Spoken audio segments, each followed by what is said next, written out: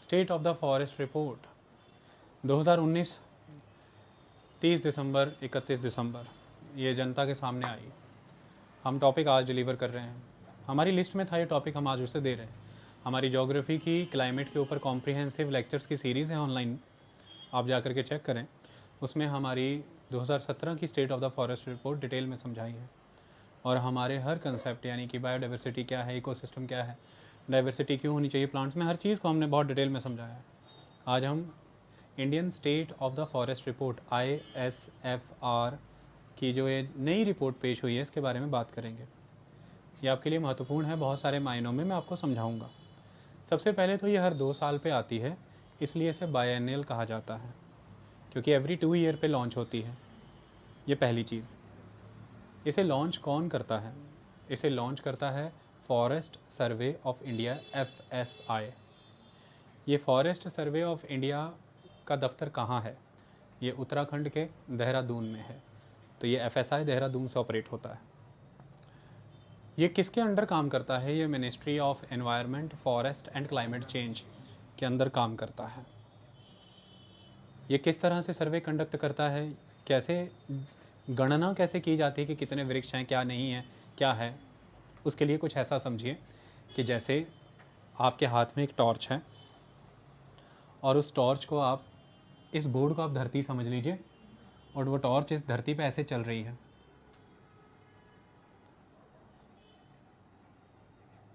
तो जैसे स्ट्रिप्स बन रही हैं ना, तो इस तरह से एक इक्विपमेंट है जो एक सैटेलाइट रिसोर्स सेट 2 की मदद से, इक्विपमेंट जो एक सैटेलाइट रिसोर्स सेट 2 की मदद से धरती को इस तरह से स्कैन करते जाता है, इस तरह से, और फिर उसकी नज़र में जो भी आ रहा है वो उसे स्कैन कर रहा है। और वो इक्विपमेंट है LIS-3, linear imagine self scanning system 3। इसे LIS-3 कहते हैं। लिस्ट के बारे में पूछा जा सकता है, लिस्ट के ऊपर क्वेश्चन भी आ सकते हैं कि आपको फुल फॉर्म बताना है या उसके बारे में डिटेल में डिस्कशन करनी है। तो ये लिस्ट इस तरह से टॉर्च की तरह घूमता है पृथ्वी के आसपास और उसे स्कैन करता है और वो उसी डाटा के बेसिस पे आप बताते हैं कि फॉरेस्ट कितने हैं। आई बात समझ में? तो हम बड़े आधार पर ग्राउंड कैलकुलेशन कराते हैं, लेकिन वो ग्राउंड कैलकुलेशन के डाटा मेजॉरली जो सपोर्टेड रहता है वो सैटेलाइट इमेजिनेशन या सैटेलाइट इमेजिंग सिस्टम पे बेस्ड है। और वो सैटेलाइट इमेजिंग सिस्टम जो है वो हमें रिसोर्स सेट सैटेलाइट की मदद से LIS-3 नाम का इक्विपमेंट प्रेजेंट करा रहा है, जिसका नाम है linear imagine self scanning system 3। आई बात समझ में? इसकी मदद से आपके पास डाटा आता है। अब जब आपके सामने forest survey of India data लेकर के आता है हरमीत, तो क्या लेकर के आता होगा? तो डाटा कुछ इस तरह से आता है, forest, natural forest and tree cover. जब आपके पास डाटा आता है तो वो किस पे आता है? Forest and tree cover. ये दोनों शब्द एक साथ चलते हैं। यहीं पर सारी कंट्रोवर्सी है और यहीं पर जो बायोडाइवर्सिटी, इकोसिस्टम को प्रिजर्व और सपोर्ट करने वाले लोग हैं वो क्वेश्चन भी रेज करते हैं। सबसे पहले हमारे देश में क्लियर कट कोई डेफिनेशन प्रिवेल ही नहीं करती है जिसके बेसिस पर आप चीज़ों को डिमार्केट कर सकें। लेकिन ऐसे में एक डेफिनेशन मैं आपको बता देता हूँ कि forest survey of India forest किसे कहता है? वो कहता है कि all patches of land with a tree canopy density of more than 10% and more than 1 hectare in area, irrespective of land use, ownership and species of the trees, an assessment relying majorly on satellite mapping। यानी कि कोई भी ऐसा क्षेत्र जिसमें जो tree canopy है वो उसकी डेंसिटी 10% से ज़्यादा है और इस तरह का क्षेत्र कम से कम 1 हेक्टेयर का है, मिनिमम 1 हेक्टेयर का है। जैसे उदाहरण के तौर पर मान लीजिए ये एक क्षेत्र है, यहाँ पर ये पेड़ है, ये पेड़ की कैनोपी होती है। कैनोपी का मतलब अगर ऊपर से सूर्य की रोशनी पड़ रही है तो आपको नीचे इस क्षेत्र में छाँव दिख रही है ना, है ना, क्योंकि सूर्य की रोशनी को कैनोपी ने ढक लिया ना, तो आपको नीचे छाँव दिख रही है। तो एक तो ये शैडो रीजन हो गया। हाँ, ये बदलता है सूर्य के दिशा बदलने से। लेकिन जब सन ओवरहेड है, जब मेरिडियन पे ओवरहेड है, हम तब की बात कर रहे हैं, तब तो वर्टिकल शेडो कास्ट करेगा। और दूसरा कि आप उस पेड़ के नीचे खड़े रह करके अब आकाश नहीं देख सकते ना, क्योंकि वो कैनोपी आपको ढक लेगी। तो सूर्य पृथ्वी को नहीं देख पा रहा, आप आकाश को नहीं देख पा रहे, वो रीजन कैनोपी है। ये कैनोपी हुआ ना। इस तरह से ये पूरा एरिया है। उस एरिया में मान लीजिए ये पेड़ है, ये पेड़ है, ये पेड़ है, ये कैनोपियों ने तो पूरा रीजन ही कवर कर लिया, इसके नीचे पूरा ढका हुआ है। तो यहाँ पर कैनोपीज़ की जो घनत्व है, डेंसिटी है ज़्यादा है। कैनोपियों का जो घनत्व है, डेंसिटी है ज़्यादा है। बिल्कुल नीचे छाँव ही छाँव, सूर्य की किरणें मुश्किल से पहुँच पा रही हैं। लेकिन मान लीजिए सिनेरियो ऐसा होता कि ये लैंड है, एक पेड़ यहाँ है, दूसरा यहाँ है। ऐसे में अब सन यहाँ पर तो शेडो कास्ट कर रहा है, यहाँ पर भी शेडो, बट ये रीजन तो उसने अपने स्कैनिंग में लिया। इसी तरह से जो सन कर रहा है वही सैटेलाइट करेगा। ये सैटेलाइट में लैंड शो हुआ, लेकिन ये रीजन और ये रीजन कैनोपी शो हुआ। इस तरह से कैनोपी की डेंसिटी इसी तरह से आधारित होती है कि जिस भी लैंड के ऊपर वो पेड़ लगे हुए हैं, उस लैंड के कितने हिस्से को वो कवर कर रहे हैं, जो सैटेलाइट की इमेजिनेशन में लैंड नहीं दिखा पा रहा वो क्षेत्र। सैटेलाइट जब उस रीजन को इमेजिन कर रहा है, इमेज बना रहा है, तो उसे लैंड नहीं, कैनोपी रास्ते में आ रही है। इतना कितना क्षेत्र वो कैनोपियाँ कवर कर रही हैं, ये डेंसिटी हो जाता है। ओके, पर यूनिट एरिया में कितना एरिया कैनोपी ने कवर कर लिया है, ये उसकी डेंसिटी हो जाता है। समझ आई। और यहाँ पर एरिया हमें कितना लेना है, minimum 1 hectare. Minimum 1 hectare area में मतलब मान लीजिए पेड़ यहाँ पर लगा है, अब एक पेड़ यहाँ लगा है, इसकी कैनोपी बहुत है ना।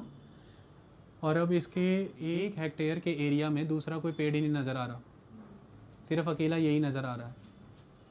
तो अल्टीमेटली आप इसको फॉरेस्ट में नहीं काउंट करेंगे। ये ट्री कवर में तो आएगा, पर ये फॉरेस्ट कवर में नहीं आएगा, क्योंकि कम से कम 1 हेक्टेयर का पैच होना चाहिए पेड़ों से घिरा हुआ। समझ आई। जो तितर बितर पेड़ लगे हुए हैं छिटपुट इधर उधर, वो फॉरेस्ट कवर में नहीं आते। अब आप अपने खेतों में एक पेड़ लगा करके बैठ जाएं और सैटेलाइट को बोलें कि इसे जंगल में क्यों नहीं बता रहा बे, तो वो ये कहेगा 1 हेक्टेयर में लगा ले आम के बाग, फिर दिखाता हूँ इसको जंगल में मैं। समझ आ रही बात। तो 1 हेक्टेयर मिनिमम क्षेत्रफल बताया गया है, और उसमें अब ये है कि आप उसे कहें देख मैंने लगाए हैं 1 हेक्टेयर में पेड़, कहेगा कैसे लगाए, सैटेलाइट से आपकी बात हो रही है, आप उसे कहेंगे तूने 1 हेक्टेयर में पेड़ लगाने को बोला था ना, बोले हाँ बोला था, तो बोलेगा कैसे लगाया, तो आप उसे बोलेंगे देख एक उस कोने पे, एक उस कोने पे, एक इस कोने पे, एक इस कोने पे, मैंने चारों कोने पे एक एक लगा दिया। तो कहेगा कि जो कैनोपी डेंसिटी है ना तेरी, वो 10% से कम आ रही है। मतलब जितना टोटल एरिया तेरा 1 हेक्टेयर है, उसमें कितना एरिया शेडो ने कास्ट कर रखा है, कैनोपी ने कवर कर रखा है, वो 10% से कम आ रहा है। यार मैं अभी भी इसे जंगल नहीं बता सकता। हाँ, तेरी तसल्ली के लिए इसमें ट्री कवर में दिखा देता हूँ। आई बात समझ में। तो ऐसे में एक तो 1 हेक्टेयर एरिया भी होना चाहिए, प्लस उस एरिया का कम से कम 10% कैनोपी ने कवर किया होना चाहिए, डेंसिटी कैनोपी की होनी चाहिए, फिर वो जंगलात हो जाएगा, वो फॉरेस्ट कवर हो जाएगा। समझ आई। सैटेलाइट की और आपकी बात हो गई ना, सैटेलाइट भी राजी और आप भी राजी ना, आपकी चालाकी चली ना, सैटेलाइट का सिस्टम फेल हुआ। अब आपने उससे कहा कि मैं इसे फॉरेस्ट बनाना चाहता हूँ, कैसे बनाऊँ। उसने बोला एक काम कर, 4 कोनों पे तो तूने लगाए ही हैं, तेरी 6% डेंसिटी बन रही है कैनोपी की, तो ऐसा कर 8-10 पेड़ थोड़े बीच में भी लगा दे, तेरी मिनिमम 10% की कैनोपी डेंसिटी बन जाएगी, मैं इसे उसी समय गिन लूँगा जंगल के क्षेत्र में। तो आप कहेंगे ठीक है यार 4-5 पेड़ और लगाओ, थोड़ी और कैनोपी बना लो डेंसिटी, चलो इसको थोड़ा फॉरेस्ट बनाते हैं। ठीक है। आपके बगल वाले ने ऐसा नहीं किया, वो कहता मेरे तो 4 ही पेड़ लगवा के बताओ, तो उसे वो कह रहे तू भी नाराज़ मत हो, तुझे नई डेफिनेशन के मुताबिक ट्री कवर में गिन लेंगे, तेरा भी हिस्सा रहेगा जंगल के क्षेत्र में, लेकिन तो जंगल नहीं माना जाएगा, ट्री कवर माना जाएगा। कहता ठीक है। तो आपने पेड़ लगा लिए सैटेलाइट के कहने पे, तो आप जंगल हो गए, उसने नहीं लगाए तो मंगल हो गया, तो ट्री कवर हो गया। बस दोनों का अपना सिस्टम है यार, बात मानने पे है, नहीं मानने तो ये सरकार बड़ी पहुंची हुई, वो कह रही मत मानो, तुम जैसे मान रहे हो तुम वैसे ले लेंगे अंदर, ट्री कवर बन के रहना चाहते हो, चलो ट्री बना लेते हैं। आई बात समझ में। तो ऐसे में ये डेफिनेशन अब समझ आ गई आपको। ऐसे में वो ये देख ही नहीं रहा है, कि ये आमुआ का पेड़ था, ये किन्नुओं का बाग लगा रखा है, कि ये कोई ऑर्चर्ड लगा रखा है, कि ये कौन सा सेब का बाग है, या कोई रबर प्लांटेशन है, या कैजोरेना प्लांटेशन है, या सही में असली जंगल है। अब इसमें नेचुरल फॉरेस्ट, कमर्शियल प्लांटेशन, खेती बाड़ी वाली प्लांटेशन कुछ भी कर रखा है, या मान लो आपने गार्डनिंग कर रखा है, सब वो कह रहा है 1 हेक्टेयर में लैंड चाहिए और 10% कैनोपी डेंसिटी चाहिए, जंगल। और डेफिनेशन दोबारा पढ़ता हूँ, all patches of land with a tree canopy density of more than 10% and more than 1 hectare in area irrespective of land use, ownership and species of trees। हम नहीं देखेंगे लैंड यूज़ क्या है, नेचुरल फॉरेस्ट है कि commercial plantation है कि orchard है कि क्या है। दूसरा, ऑनरशिप भी नहीं देखेंगे कि प्राइवेट है कि कोऑपरेटिव है कि पब्लिक है, मतलब रिजर्व फॉरेस्ट हैं कि प्राइवेट फॉरेस्ट हैं, कम्युनिटी फॉरेस्ट हैं कि क्या कोऑपरेटिव फॉरेस्ट हैं। स्पीसीज ऑफ ट्री भी नहीं देखेंगे कि मतलब आम के ही बाग लगा रखे हैं कि किन्नू ही लगा रखा है कि एप्पल ही लगा रखा है, या फिर नेचुरल फॉरेस्ट में सब लगा हुआ है, तेंदू लगे हुए हैं, अर्जन लगा हुआ है, अर्ग लगा हुआ है, सब लगे हुए हैं। तो ना तो स्पीसीज ऑफ ट्रीज देखेंगे, ना ऑनरशिप देखेंगे, ना लैंड यूज़ देखेंगे, बस 1 हेक्टेयर लैंड होना चाहिए और 10% या उससे ज़्यादा की कैनोपी कवर की डेंसिटी होनी चाहिए, जंगल। ओके, बस इसी पे तो डिस्प्यूट है। डेफिनेशन समझ आ गए तो क्रिटिक भी समझ आ जाएंगे। क्रिटिक यही तो कह रहे हैं, कहते हैं इसे कैसे, क्या जंगल तुम्हारा है, क्या जंगल तुमने लगा रखा है वहाँ पर रबर के पेड़, तुम्हें जंगल मान रहे हो। मान लो सफ़ेदे के पेड़ लगा ले, यूकलिप्टस, अब तुम उसे जंगल कह रहे हो। यूकलिप्टस पे पक्षी नहीं बैठते, यूकलिप्टस के पत्तों को पशु चारे के तौर पर नहीं खाते, तो कह रहे हैं इस जंगल की क्वालिटी उससे कैसे तय हो जाएगी जिसमें मिक्स फॉरेस्ट है। हाथी उनके पत्तों को खाते हैं, चिड़ियाँ वहाँ पर घोंसला बनाती हैं, तो वो तो अलग हो गया, ये अलग हो गया। सरकार कह रही है मामला पेड़ का था, मामला पेड़ का था। तुम्हारी तसल्ली करने नहीं बैठे यहाँ हम, पेड़ गिन के दिखा दिए ना, अब आगे की बात बताओ। इतना समझ में आ गया? सरकार को दुश्मन क्यों समझते तुम यार? जब सरकार में आओगे ना तो समस्याएं समझ आएंगी, सरकार चलानी कितनी मुश्किल है। सरकार को पेरिस में किए हुए वायदे भी निभाने हैं कि कार्बन 2.5 से 3 बिलियन टन ज़्यादा अब हम सीक्वेस्ट करेंगे। सरकार को उद्योग धंधे, आप ही लोग कहते हैं एम्प्लॉयमेंट एम्प्लॉयमेंट, मारो मारो, ऐसे करते हो ना तुम लोग।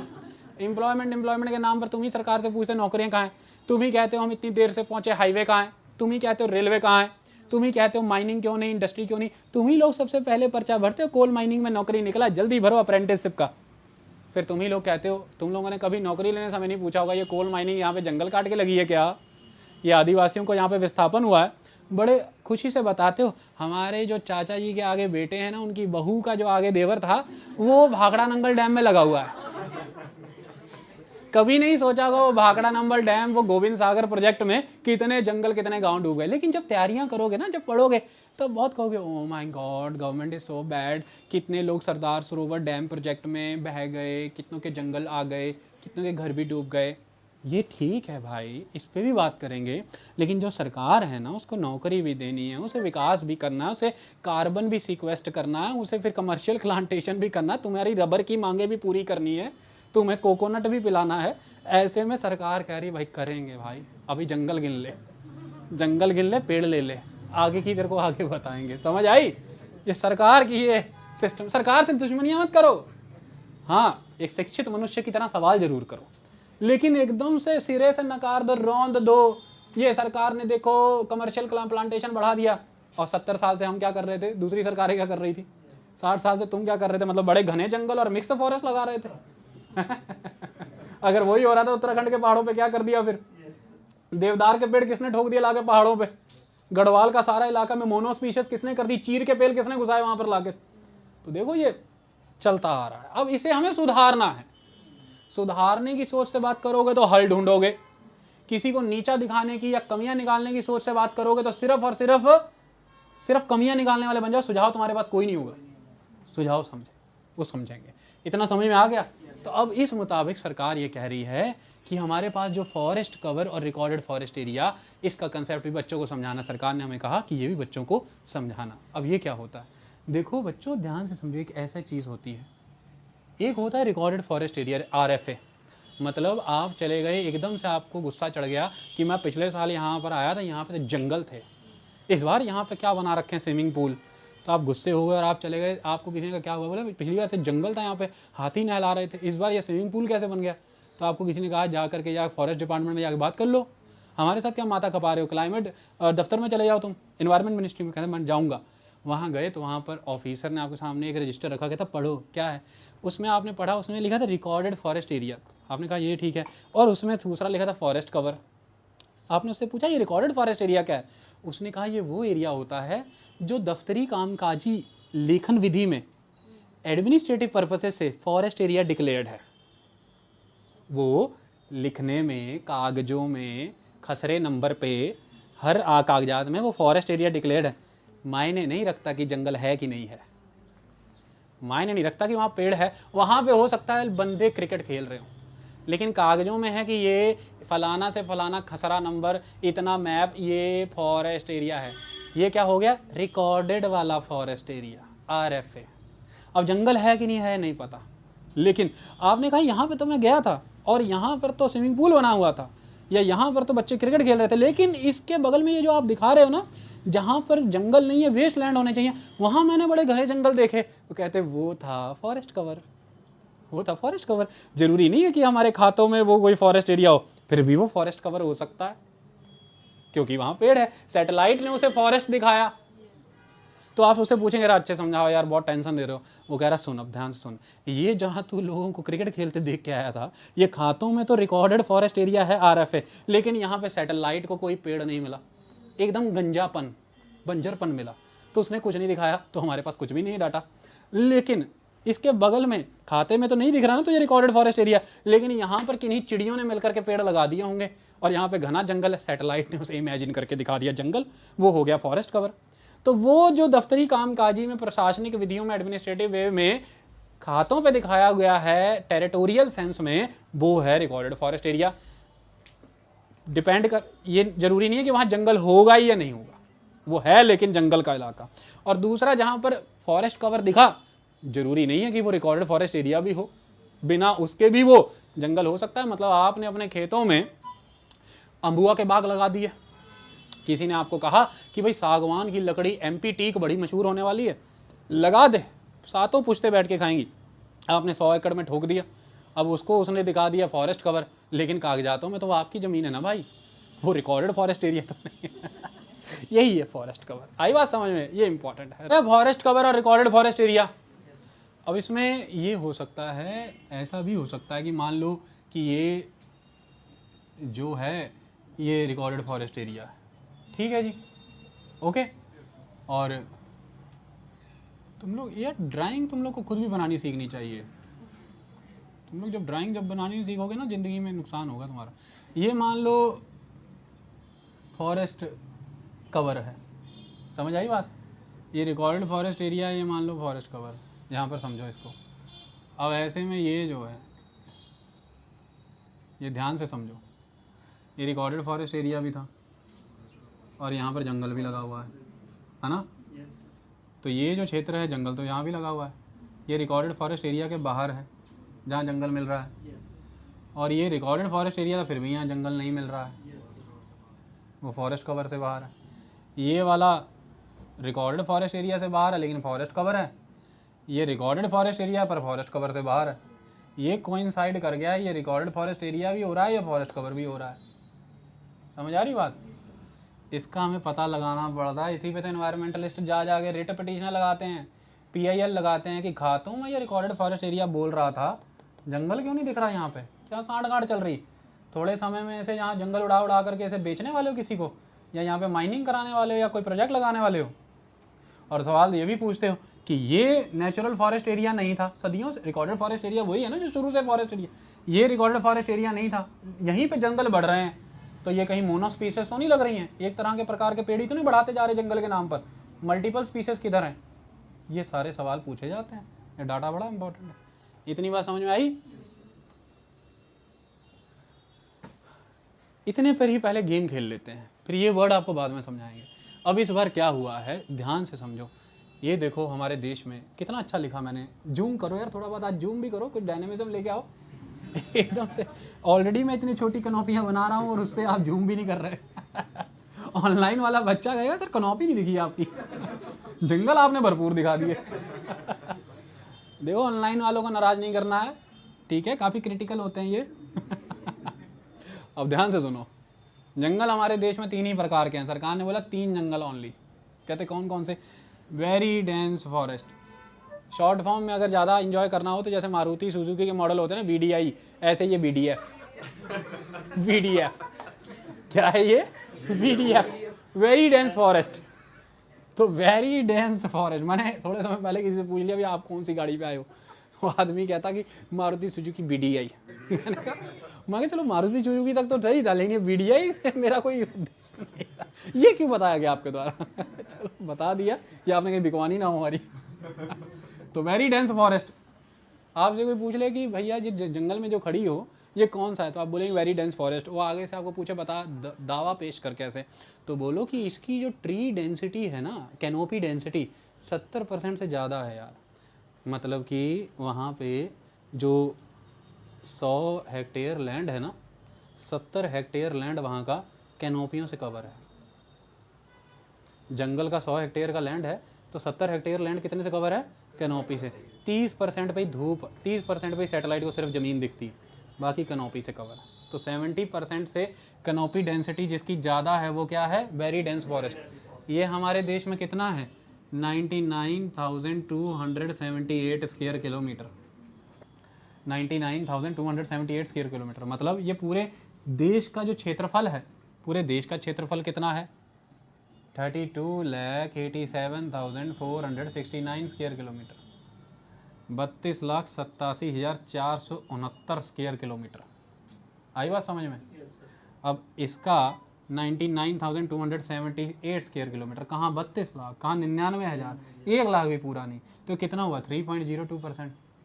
मतलब हमारे देश की कुल भूमि का केवल 3% के आसपास ही वेरी डेंस फॉरेस्ट बचा है भाई। वेरी डेंस फॉरेस्ट वो जो फिल्मों में दिखता है ना, जहाँ पे हेलीकॉप्टर कहीं गिर के छुप जाते हैं और बाद में सरकारी हेलीकॉप्टर ऊपर से उड़ रहे होते हैं, कहते कुछ नहीं दिख रहा है, वेरी डेंस अंदर है, वो वाले वेरी डेंस जिसमें कुछ अंदर दिखता ही नहीं है, एकदम एवरग्रीन जैसे, ट्रॉपिकल एवरग्रीन जैसे। ये कहाँ होते हैं? ये भारत में, भारत बनाते हैं यार। अब मैंने थोड़ा दूसरे तरह से बनाना शुरू किया है, ये दोनों भी मुझे किसी ने कहा दिखाया करो। तो इसमें ये जो वेस्टर्न घाट है, वेस्टर्न घाट पे 250, 300, 350, 400 सेंटीमीटर तक बरसात हो जाती है साल में, तो ये वहाँ यहाँ पे होते हैं। ये ईस्टर्न घाट पे भी होते हैं, ये नॉर्थ ईस्ट में भी होते हैं, हिमालय की तलहटियों में, ये नॉर्थ वेस्ट में भी कहीं कहीं तलहटियों में दिखते हैं। वेरी डेंस होता है ये, वेरी डेंस फॉरेस्ट। ओके, तो ये हैं सिर्फ 3.02%। ये चिंता की बात है, ये ज़्यादा होने चाहिए थे। ओके, अगले मॉडरेटली डेंस फॉरेस्ट, MDF। पहले VDF, दूसरे MDF। ये कितने हैं? ये वो होते हैं जिनकी कैनोपी डेंसिटी 40% से 70% है। ये हैं देश में 3,08,472 स्क्वायर किलोमीटर, 3,08,472 स्क्वायर किलोमीटर। तो फिर ये 9.39% है। कितने हैं? 9.39%। तो ये वेरी डेंस से तो बहुत ज़्यादा है, लगभग 6% से भी ज़्यादा है। आगे आ जाते हैं ओपन फॉरेस्ट। ये ओपन फॉरेस्ट वो होते हैं जिनकी कैनोपी डेंसिटी सिर्फ 10% से 40% के बीच में है। ये बिल्कुल ऐसे होते हैं जैसे एक ज़मीन को इमेजिन करो, पहले एकदम घने घने जंगल है ना, फिर थोड़े घने घने जंगल, फिर पेड़ ही पेड़ से होते हैं, जंगल बड़ा कम हो जाता है, ये ऐसे घटता है। तो ओपन फॉरेस्ट 10% से 40% तक density, 3,04,499 square kilometre, 3,04,499 square kilometre, 9.26%। सीधा MCQ हो गया यार। हमारे देश में फॉरेस्ट सर्वे ऑफ इंडिया जब जंगलों की बात करता है तो किन किन जंगलों को गिनता है? Very dense forest, moderately dense forest, open forest. Option A, B, C correct. इसमें से देश में सबसे अधिक जंगल की कैटेगरी कौन सी है? Answer clear cut, moderately dense forest. कितना है? 9.39%, 3,08,472 स्क्वायर किलोमीटर। इसको अप्रॉक्स याद रख लेना, कई बार फिगर पूछ लेते हैं। आई बात समझ में? अप्रॉक्स याद रख लेना, लगभग 3 लाख के अराउंड, इतना पूछा। अब आ जाता है स्क्रब। इसके बाद बहुत से ऐसे जंगल और बहुत से इलाके देखे होंगे जहाँ पर पेड़ तो खड़े हैं, कनोपी नाम पे कुछ दिख नहीं रहा, डंठल निकले हैं, उनके ब्रांचेज ऐसी निकली उड़े पुड़े से, उनको कहते हैं स्क्रब। बिना झाड़ बिना पत्तियों के बेजान से वो स्क्रब हो जाते हैं। ये कौन है? कैनोपी डेंसिटी 10% से भी कम है इनकी, इन्हें जंगल में गिनता नहीं है, फॉरेस्ट सर्वे ऑफ इंडिया ने जंगल में नहीं गिनता।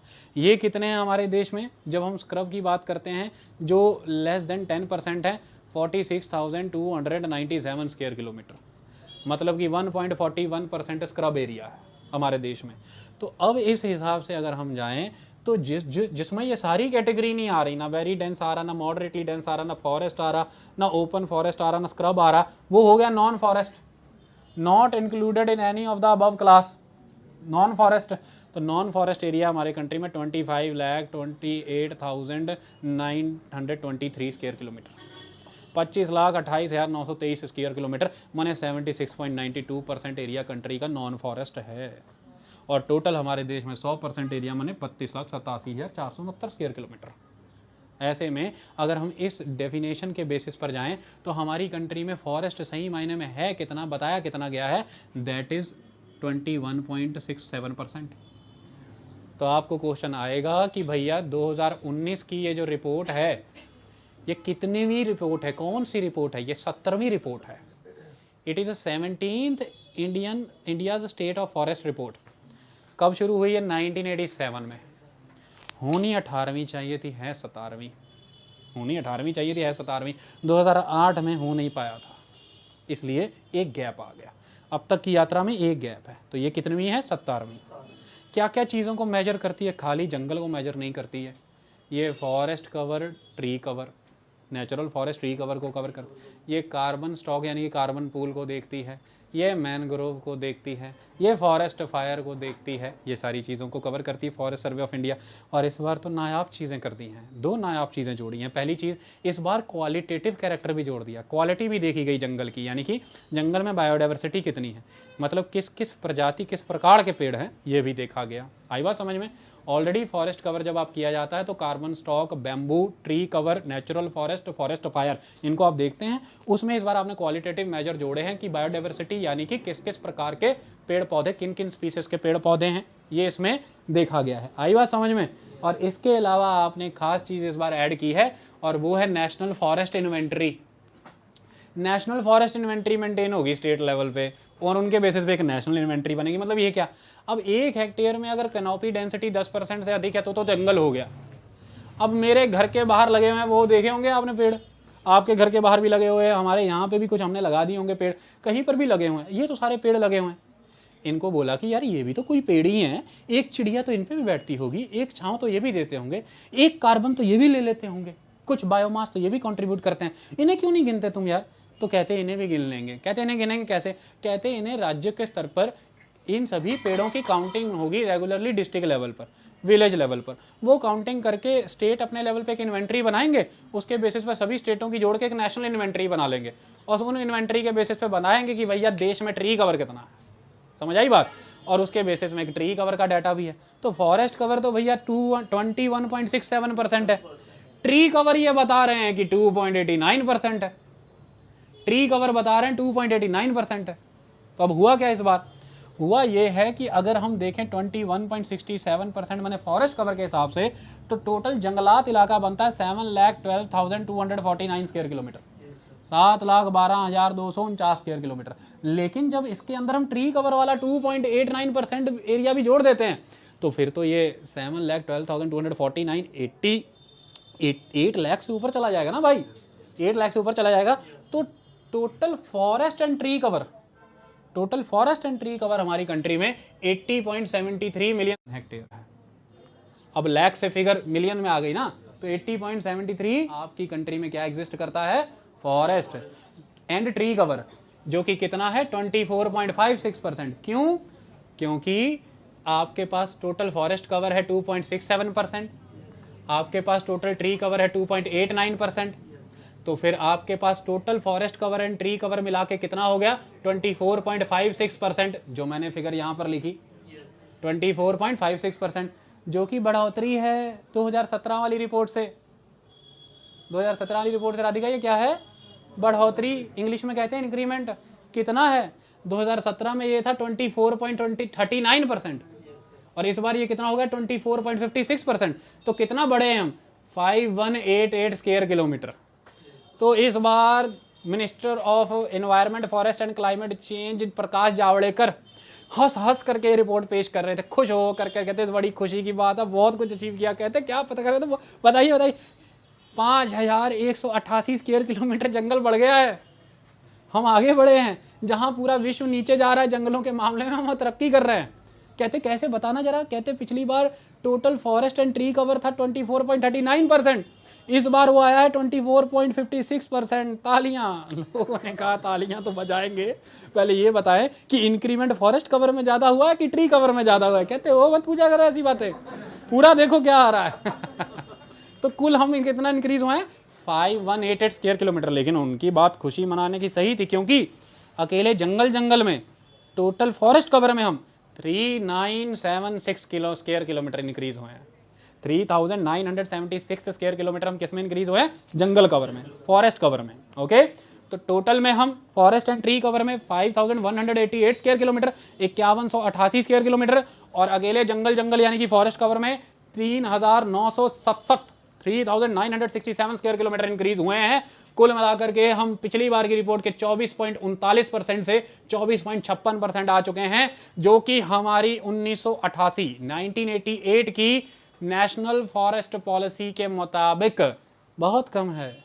क्योंकि 1952 के बाद सेकंड पॉलिसी आई 1988, और उसमें यह कहा गया है कि भारत देश का क्या उद्देश्य है, क्या टारगेट है, पूरे भूमि का, पूरे देश का 33% जंगल होना चाहिए। 33%, हम कहाँ हैं?